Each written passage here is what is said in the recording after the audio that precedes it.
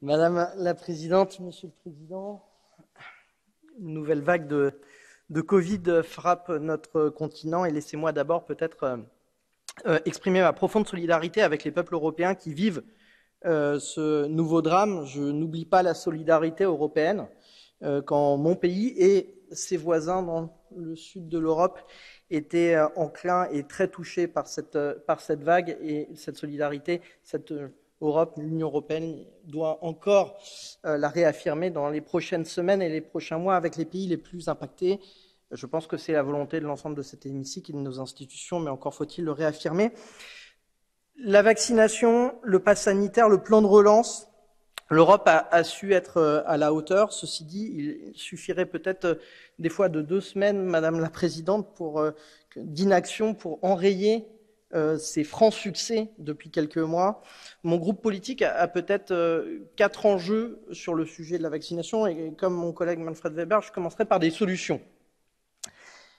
D'abord, la couverture vaccinale. Vous avez publié, Madame la Présidente, un graphique tout à l'heure sur les réseaux sociaux qui montre bien la corrélation entre la vaccination et les décès. Lançons une campagne de communication au niveau de la Commission européenne pour la vaccination contre les fake news, il me semble important. Sur le certificat Covid, Monsieur le Président, harmonisons nos règles sur la 3e dose et la durée de vaccination. Il faut vraiment éviter les divergences entre les États membres qui seront d'autant d'entorse à la liberté de circulation. Sur les traitements, Madame la Présidente, achetons en commun dès maintenant les nouveaux traitements autorisés par l'Agence européenne des médicaments qui ont le potentiel de réduire les transmissions, les hospitalisations, les décès en complément de la vaccination. L'achat groupé des vaccins a été un franc succès européen. Faisons la même chose sur les traitements. Et enfin, j'en finirai en termes d'enjeux peut-être par question économique. Il faudra peut-être évaluer les outils qu'on a mis en place il y a quelques mois de cela. Certains fonds sont mobilisés, d'autres doivent être exécutés plus rapidement. Certains plans de relance tardent à être exécutés. Il faudra peut-être aussi là regarder les mécanismes qui nous font aller plus vite et plus efficaces. Madame la Présidente, Monsieur le Président, je trouverai toujours, en tout cas mon groupe politique, pour défendre le progrès scientifique, la libre circulation, la création d'emplois.